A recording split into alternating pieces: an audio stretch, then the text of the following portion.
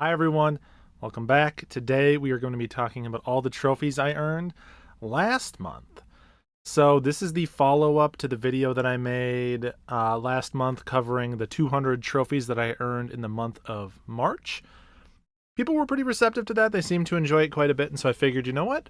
Why don't we make it a monthly thing? We'll do kind of like a trophy journal every month, and I'll talk you through what games I've been playing, what trophies I've been earning, where I've been playing new stuff, where I've been going back and cleaning up backlog, stuff like that. So, as always, this will be a pretty chill, pretty low key video. A good one to put on maybe while you're doing some trophy hunting yourself, or otherwise just enjoying some games. Grab a cup of coffee or a mug of tea, and we'll just dig right into it.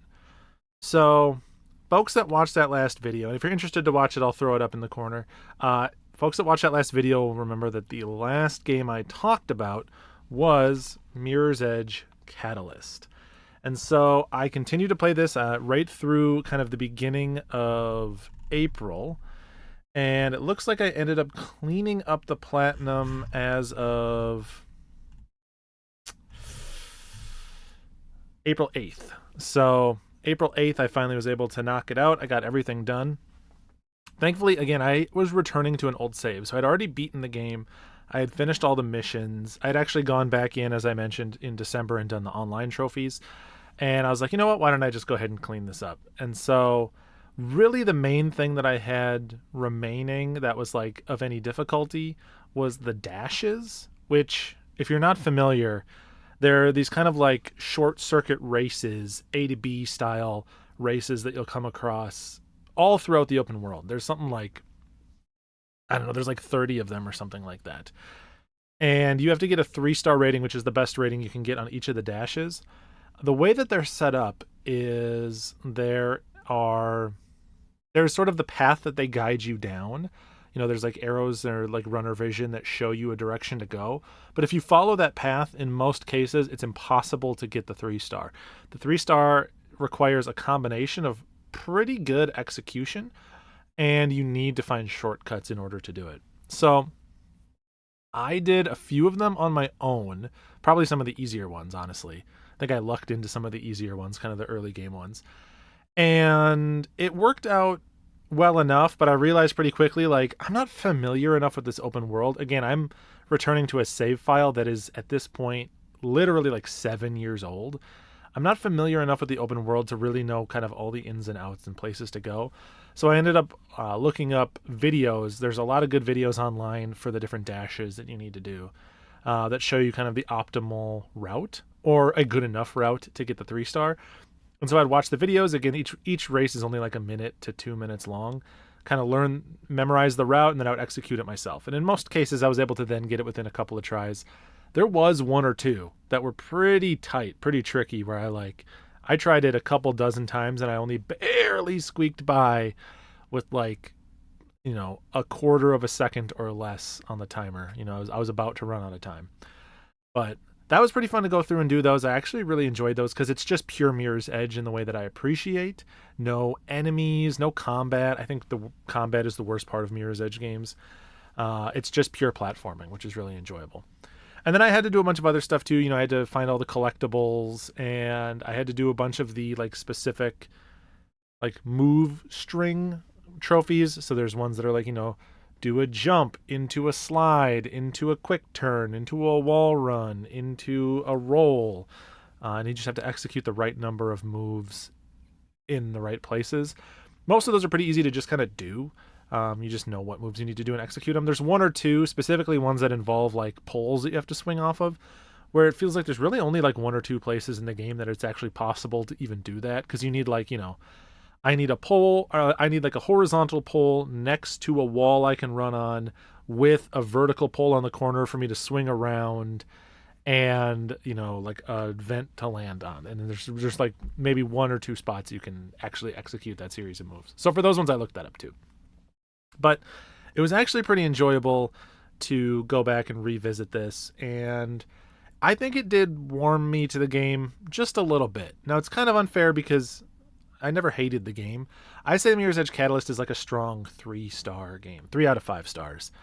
And I think that the best parts of it, honestly, kind of are the trophy cleanup or the side stuff if you're not into trophies.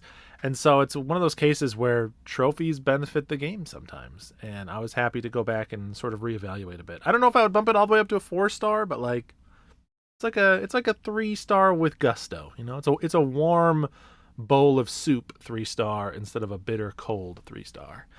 But yeah, Mirror's Edge Catalyst is knocked out, and I'm happy to have gotten through that one. That was, you know, nice to knock off the backlog. And I'm looking over to the side because, again, I have my trophy log pulled up as a reminder on PlayStationProfiles.com. I'm not going to actually share that screen for you here because there's a lot of trophies that are like story spoilers and stuff, and I don't want to scroll past and spoil something for any of you in a game that you're interested in. But I'll pop up the relevant trophies that are not super spoilery on the screen as I go.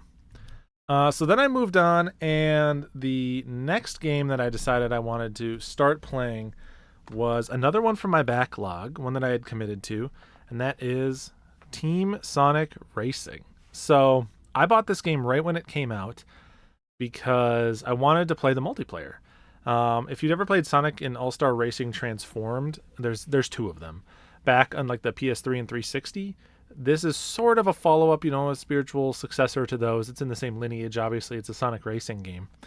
And I liked those games quite a bit. And as with a lot of multiplayer games, you need to play right away if you want either any chance of succeeding or, in most cases, to actually compete against opponents.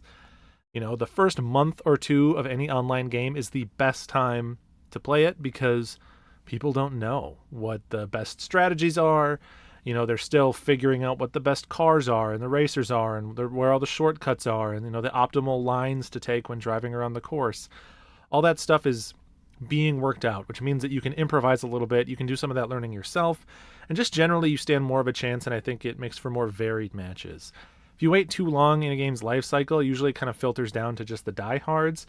And then you're in a rough spot because you're sort of starting one leg behind them. You don't have quite the advantage in terms of knowledge or execution that they do. So you probably end up kind of getting pummeled a little bit. Or worse than that, the servers just die out. In the case of like this game, there's not that many people racing anymore, so not much you can do. Thankfully though, but because I did buy this game back in the day, I was able to get like most of the multiplayer trophies out of the way, like I had done it in the past without even trying. So really I just needed to go back and finish the story mode and do a couple of other things. So there's kind of a few groups of things that I worked on here. The first one, and has to be the most obnoxious one. Gosh, this was ridiculous. It's a trophy. I'll pop on the screen here. It's called A Friend in Speed is a Friend Indeed. So you have to beat a friend's leaderboard time in time trial mode on any track. What that specifically means is this game has a ghost system. So if anyone on the leaderboard, you can choose anyone. You can click on their name and you can race against their time trial ghost data. And when you race against that ghost, it shows, you know, the exact line that they took, and then you can try to beat them. And to get this trophy, even though it's worded a little more generally, you specifically have to race against a friend's ghost and beat the ghost in the race. So you can't just place higher than someone on your friends list on the leaderboard and get it. No. You have to go to the leaderboard, choose them, and race their ghost. Now, the ridiculous and dumb part of this is that there is no toggle on the individual leaderboards. So there's a separate leaderboard for every level. There is no toggle for your friends' times, which means that the only way to know what time and what place on the leaderboard your friends got is to go and ask them. You have to say, hey, what rank are you on this course on the leaderboards? And they have to say, oh, I'm rank 4,900. And even worse, there's no way to jump to a particular spot on the leaderboard. So you just have to scroll. And these leaderboards are full of people and they're very competitive. And so I reached out to a friend of mine, For Real Fan. Shout out to For Real Fan. Thank you so much. They sent me their time on a couple of tracks. I kid you not. I spent one night scrolling for literally an hour to get down to their spot on the leaderboard. You can only scroll like 10 times per screen, and then it flips to the next screen, loads for like half a second and 10 more. And so I was just holding down on the D-pad. Eventually I just like put the controller upside down on the arm of my couch and was watching TV, waiting for it to scroll down to the spot. And then it got all the way down to the spot where their time should be. And their time wasn't even there because the leaderboards hadn't updated. They had set this time like the day before, and it was taking more than 24 hours for their time to appear. So I literally wasted like an hour and a half trying to find this time to race against, and I failed. And then the next day, I realized that there's kind of a strategy that you can execute. So I said that you can't jump to a specific spot on the leaderboard. That's not entirely true. The one way you can jump to a specific place on the leaderboard is you can jump to your own time. And so what I did is I then asked for real, hey, what are your times? And I went into time trial mode. I set a time that was very close, but slightly worse than their time on purpose. Like I sandbagged a little bit. So I would be a little bit below them on the leaderboards. Then I waited for the leaderboards to update, which took a while.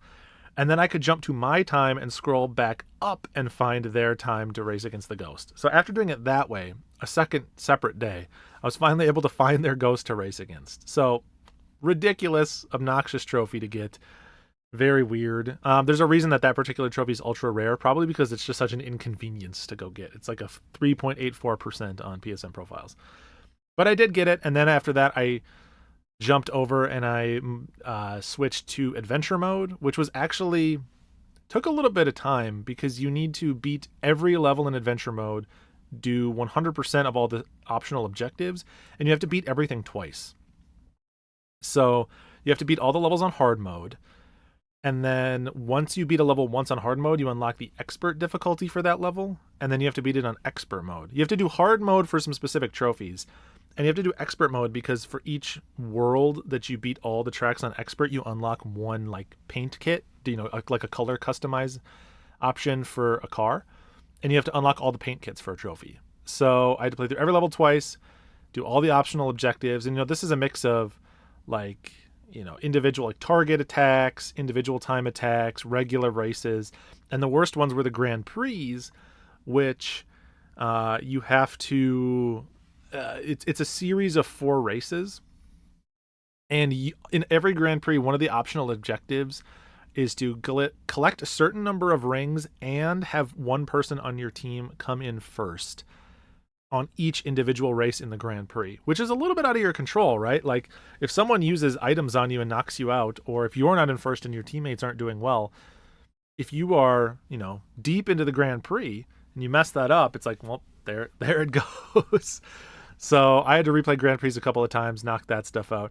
Now, all this said, all this like tomfoolery, all this effort, all this churn, I still did it in about 15 to 20 hours. So it's doable.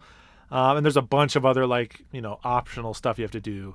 Trophies for things like drifting for a minute, which once you get pretty comfortable with the drifting is really not too bad. There's an individual trophy kind of for each different weapon. So you get, lasers and missiles and shields and all sorts of stuff. There's a trophy tied to like specific execution for each of those, like get a set of 3 missiles and hit someone with each of the 3 missiles without missing, or get the laser and knock out 2 people in one use of the laser, that type of thing. Most of those, honestly, if you just save till the end, you'll probably have incidentally gotten most of them as it is. And then the last one that you kind of have to be aware of if you're going to go for this game is there's a trophy called, I think it was the last trophy I got. Yeah, it's called Sonic Heroes. Shout out to the GameCube game. I guess it's on more than GameCube. You have to complete a team race with 2 additional local players on your team. So you have to either have friends or you have to have at least 3 controllers. So thankfully, I actually only have 2 PlayStation 5 and 2 PlayStation 4 controllers. So what I did, I was playing most of the game on my PS4. And then with just that trophy left, I uploaded my save file. I installed the game on my PS5, downloaded it on my PS5, and then I could use my 2 PS5 controllers and one of my PS4 controllers and get that last trophy. But I was able to knock it out. And in the end, we got the platinum. It's a pretty rare platinum, too. It's 2.53%. It is somewhat difficult, but I would say that that's more just for people dedicating the time and being willing to play through the game twice more than the difficulty. But you do have to jump through some hoops, as I described. That said, still a fun game. I do recommend this one. I think you might have a little more trouble with the multiplayer stuff at this point, but just in terms of like a game itself, if you're looking for a fun racer, you can have some fun with this one for a while. All right, then I moved on to a Vita game. So I mention this every so often in these videos, but I host a podcast dedicated to finishing games. It's called Polykill. I co-host it, I should say. And it's all about beating your backlog, kind of like playing through and finishing video games. And as part of that podcast, we are doing a sort of like community bingo challenge where we've built these bingo boards and folks have to beat games that meet certain conditions. And one of the conditions that you needed to beat was beat a game that starts with one of a few specific letters, basically the less common letters. So Q or W, or in my case, X. And so I decided to play a game that I've had in my backlog for a while, which is Xenon Valkyrie Plus. It's actually called on the cover Project Xenon Valkyrie, but Xenon Valkyrie Plus. So this is a roguelike, I guess, like run and gun game. It's by Cowcat. They've also done, I think probably Riddled Corpses is their more popular game. But my friend Scotch and Hobbies recommended this one to me. He actually recommended it by sharing some music on another podcast, which was a parody of another podcast I'm on, The Lore Goes Deep. You can ask me sometime if you want to know exactly how that came about. But it got me deciding, like, yeah, he shared some music from this developer's games, and it put me in the mood to play one of them. I chose Xenon Valkyrie Plus. And this is pretty difficult, but it's also pretty doable. So the way that the game plays is, as kind of with any roguelike, you hop into a level, you end up doing some like dungeoning that feels a little bit like almost like a Terraria or something like that. Like it's a pretty zoomed out field of view. And you will just have to you have a mixture of both a melee weapon and a gun, and you'll be defeating enemies to level up and gain currency, and you can sometimes find weapons and treasure chests as you go along. And then eventually, you'll get to a boss. If you have the right amount of currency, then you can buy shortcuts, although I'll come back to that later because they actually kind of bummed me out. And it's just you trying to do get through all the stages and the boss and ultimately win. And there's 3 different characters you can play with. You have to play through all 3 of them, including optional side areas unique to each character to get the platinum.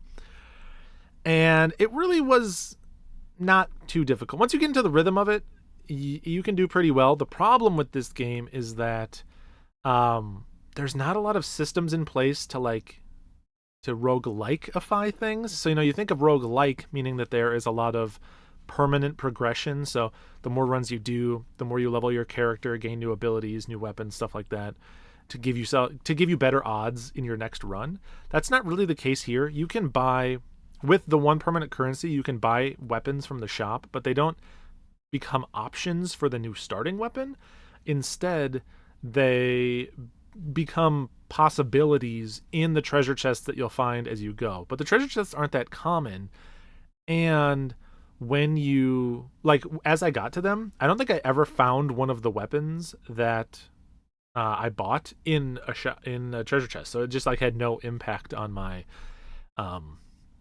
experience at all. And then the other thing that I mentioned was that you can buy, if you have enough permanent currency and temporary currency, so basically if you're doing well, in the gaps after a boss before the next set of stages, you can buy a teleporter, which lets you jump right to that at the start of a run, which sounds great because it means okay, I've kind of mastered this first area. I can teleport past it and start from area 2.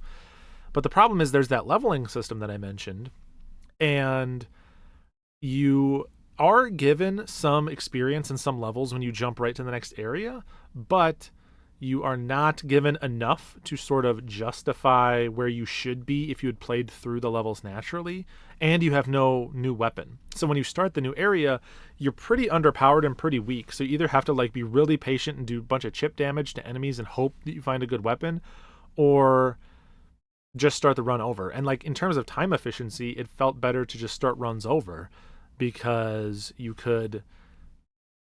I would have more success more consistently starting a run from the beginning and getting to that point as opposed to starting a run or 2 runs or 3 runs that die right away, and then I finally get one off the ground.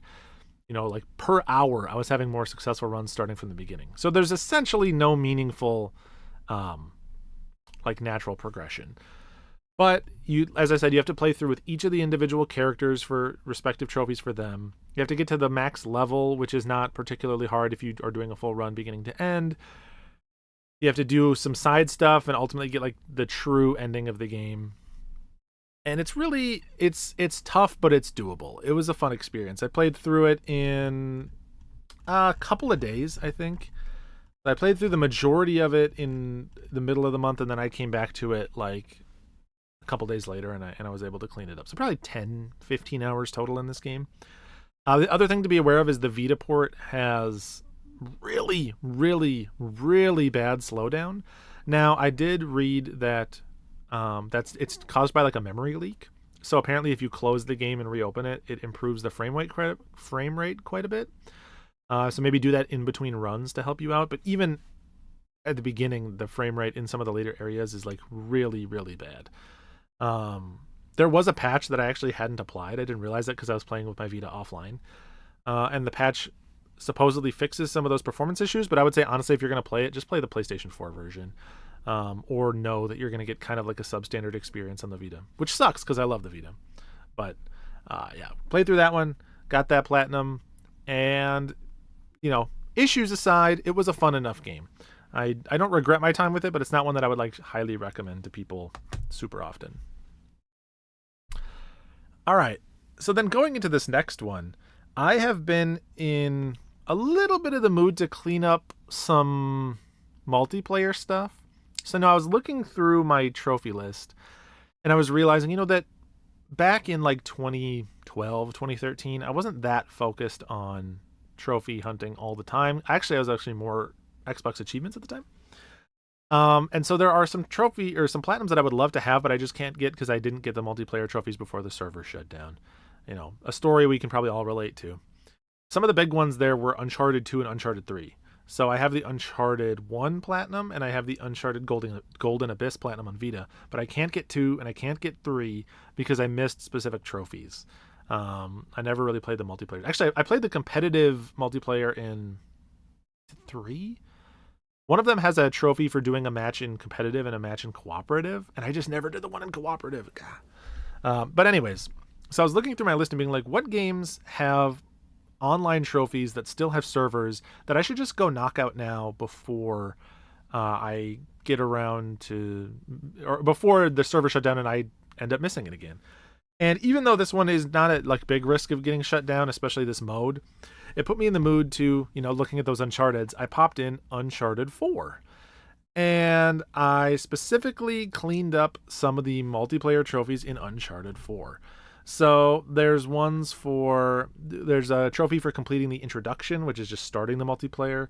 There's ones for reviving allies and spawning sidekicks, which you'll get pretty quickly. They're kind of introduction to the mechanic type trophies. You just play a handful of matches and you'll get those. And there's one for completing 5 matches in multiplayer, which you'll get as you are working on those other trophies.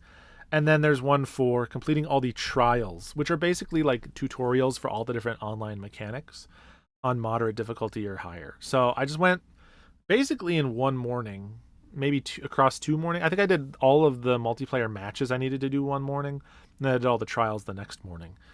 And knocked it out. It was fun. I enjoyed Uncharted. It was fun to go back and revisit Uncharted 4 and kind of clean those up. So now whenever I want to get the Uncharted 4 Platinum, I have the online stuff done. I'm not at any risk. So if they decide to shut these servers down, I'll be able to go get it whenever I want to. And then I was like, well, as long as I'm here, why don't I see there's a DLC that they added called Survivor or Survival Mode. And there's a bunch of trophies for that. And I went and I looked at the list, and they're basically, it's kind of like a wave-based survival mode. So you have to just survive against bosses, tough enemies, stuff like that. And you'll get currency that you can use to buy weapons. If you've played other survival wave games, or like Gears of War or something like that, you'll be familiar with it. And there's a trophy for basically beating each of the individual stages. And you can play them, sort of alone with one computer ally or online with other people. And so I just went through and I did each of the 10, and knocked out the trophy individual for each one of those. Now, there are 2 trophies left that I didn't do, and it's for beating every stage with at least a 1-star rating on crushing, and beating every stage with at least a 3-star rating on crushing, which those are both very rare and will take a lot of time, because there is a meta progression system where the more you play, you unlock sort of upgrades to guns and modifiers and things like that.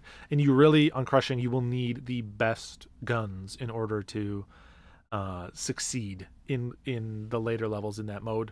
And in most cases, you're pretty much going to need a party of people who are also leveled up and familiar with the game, which is just not something that I'm going to spend the time on right now, or maybe ever.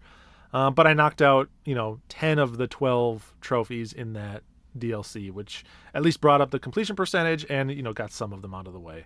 But I'm not going to dedicate another 50 hours to get those 2 trophies in a mode that I enjoyed, but wasn't in love with. So that was my time with Uncharted 4. I recommend you go do the same.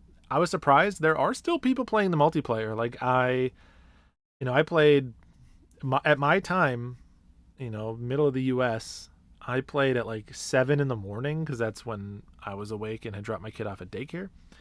And there was still, I booted into a game within a minute, and people were there hanging out. So, really, really still active people playing. They're good, but you don't really need to do that well to get the trophies. So, maybe go knock this one out too if you haven't done the same, just to get it off of the back of your mind.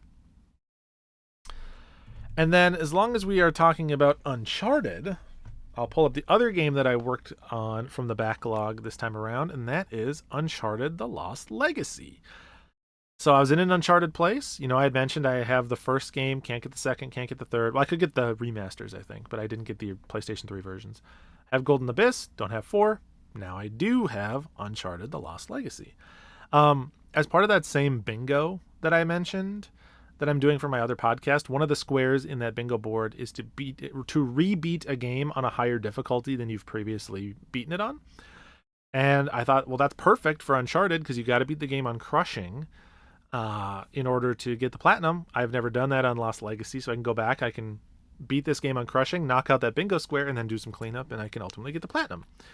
I should mention that this is, I think, one of the only Uncharted games where crushing is unlocked from the beginning. I just didn't choose to play it on crushing my first time through when I played it back in the day.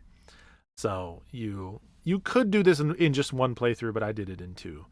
And then along the way, I did a lot of the miscellaneous trophies that you'll come across, stuff like partner takedowns, getting all the zip lines. There's some level specific ones, and then a bunch of collectible ones, as you might expect in an Uncharted game. There's ones for getting all of the optional conversations, picking all the lock boxes, which just kind of house good weapons. And then, of course, getting all the actual treasures, the little sparkly dots that are in every Uncharted game. And there's a whole bunch of other stuff too. I had to race across the open world level in a certain amount of time. I had to all sorts of miscellaneous stuff. So I sort of followed a collectibles guide as I played through it again and worked my way through my crushing playthrough. And then thankfully this game is very generous. There's both a chapter select and an encounter select. So when it came time to do some of the specific encounter trophies, like, stealth kill 15 enemies in a row, or headshot 5 enemies with a silenced pistol, I was able to just jump into a specific encounter and do those very, very quickly. But I love Uncharted: Lost Legacy. This is one of my favorite Uncharted games, honestly. I think this game is tragically underrated. And I wish more people would check it out. I love all of these sort of mid, sort of almost, people call them like pack filler, standalone DLC games, like shorter experiences, your Miles Morales or your Lost Legacy. These slight offshoots, they're a shorter, and in my opinion, they're a tighter experience. You kind of get the same thrill of an Uncharted, but it doesn't take as long, it doesn't eat up as much time, and you can, appreciate it more densely packed, which is something that I think games struggle with sometimes. We all benefit from some brevity here and there. We need an editor every now and again. And in my opinion, 8 hours of good Uncharted is pretty much the same thing as 20 hours of good Uncharted. So that's the benefit of Lost Legacy, if that's what you're into. But yeah, fun platinum, good to go back and knock that one off of the backlog as well. I first played this game also, I think, in 2017, 2018. Yeah, December 2017 were some of my first trophies. And here we are, April 2024. I have cleaned it up and gotten the platinum. And then the last game, which I don't have a physical copy of because I don't think there is a physical copy of it, that I was working on in April was Multiverses. So it's like, not actually Multiverses. Multiverses is actually the game tin that I used to remind myself of what the game was. Multiverses is cool though. But no, it's actually Operation Tango. So Operation Tango was a given away on PlayStation Plus. It's a asynchronous co-op game. One person plays as the agent, one person plays as sort of the man behind the screen, the hacker. And you're working together, sharing information to solve puzzles. Me and my boy, Ari Lewis 2011, Ari Louie on YouTube, who you should check out. He's going to be putting out his Road to 100 Platinums video soon-ish, not to pressure him. So I'll throw a link to his channel down in the description. You should go give him a look, give him a sub so you can get that video when it comes out. It's going to be good. I won't spoil anything, but he may show up on my channel in other ways. But yes, so again, why am I holding up the Multiverses tin? Again, this was just my reminder that there was another game. I just grabbed something to be like, oh, don't forget the digital game. And now I'm holding it up as if that's what I'm talking about. Anyways. So Rusty and I streamed a couple years ago. We streamed our entire playthrough up on Twitch. I captured both of our screens and both of our faces and played through. I originally played as the hacker and he played as the agent. But in order to get the platinum in the game, you need to play through as both sides. There's trophies for beating every level as the agent, beating every level as the hacker. So we did our full playthrough. We beat the game. And then pretty shortly after that, we also started another playthrough and we played like halfway through the game. And then, life gets in the way. All sorts of stuff happening in our lives. There's job changes happening. I had a kid. You look one way, you look the other way. 2 years have gone by. We still haven't gotten this platinum. It didn't help that after Rusty hit 100 platinums, he retired from trophy hunting for a time. He was like, I'm calling it at 100. I'm good. And so I didn't want to like peer pressure him into working with me to get this platinum because it's like he doesn't want another platinum. But my boy finally came back to trophy hunting. He's happy to be back in the game again. He's up to like 103 or 104. So shout outs to you, Rusty. We're happy to have you. And we finally were like, it's time, man. We need to clean this up. So we hopped back on a call and we knocked out the platinum. Got it done. Really wasn't too bad because, again, we only had like 3 levels left we needed to do. And, we're a couple of genius dudes. So really was only a couple hours of good times. There is DLC that we're working on now, too. They added like sort of these like optional trials that you can do. There's 10 levels that you can play through. And you're trying to get like gold medal times. And he knows that I've been kind of addicted to cleaning up my percentage and getting 100% and playing through the DLCs and stuff. So we're working on that. We're 3 levels down out of the 10 levels necessary. And we just have to find a time to reconnect again and clean up the rest of them. So we will do that. But again, thank you so much, Rusty, for playing that with me and for just being a good dude. Very, very fun. So that's everything that I played. There's the stack of new and cleanup games. It's mostly cleanup this time, with the exception of Xenon Valkyrie was new to me. There's a couple I didn't mention in there. I actually finally finished Final Fantasy VII Rebirth, but I'll probably share my thoughts on that whole game in another video. I don't want to just tuck it in here at the 30-minute mark. But I did knock that out. I'm not going to go for the platinum in Rebirth. Way too much of a grind, and it requires a second playthrough on hard mode, which I'm just not in the mood to do. I'll do that 10 years from now. As evidenced by Uncharted and Mirror's Edge, I have no qualms going back to an 8-year-old game, picking up my save file, dusting it off, and finishing it then when I'm more in the mood. So I'll do that with Final Fantasy VII. And then the other one that I've been really working on a lot is still chipping away at DJ Max Respect. Continuing to basically focus on the DLC trophy list and ignore the main trophy list, because most of the trophies are about like, max combo a certain number of songs, reach a certain number of points, all sorts of stuff that are just sort of like cumulative over time. So why not focus on the specific DLC trophies and just be earning progress towards the main trophy list as I go? And that's been really fun because I've been watching myself actually get better at the game. I've been more competent. I can pass almost any 4-button chart at this point, and then I am more competent at 5 and 6-button. I still suck at 8-button for people that play DJ Max. But no, we don't need to talk about anything specific. I just played through 2 or 3 of the DLC packs there. Maybe next month, if I play a bigger chunk of it, I'll share more details with you. But yeah, that's everything that I played through and platinumed in April. Kind of an overview of the almost 200 trophies I got. I think this time it was more like 170 or something. But let me know in April, what did you knock out? Thanks for being patient while I got this video out a little bit late. I know it's like the middle of May by the time you're watching this, but I wanted to get it out at least sometime in May so we can keep up the monthly cadence, which I think is what we're going to do. And thank you so much to everyone that's been enjoying the trophy hunting videos lately. Hopefully, while you listen to this, you got some good trophy hunting yourself. You popped something. If you did, let me know. What trophy did you work on, or what trophy did you pop while watching this? Then I'll know that you people who tell me are the ones that watched this whole video all the way through. But yeah, given that, thank you so much. On your screen, you're probably seeing other trophy videos you can go watch if that's what you're into. I appreciate you so much. And until next video.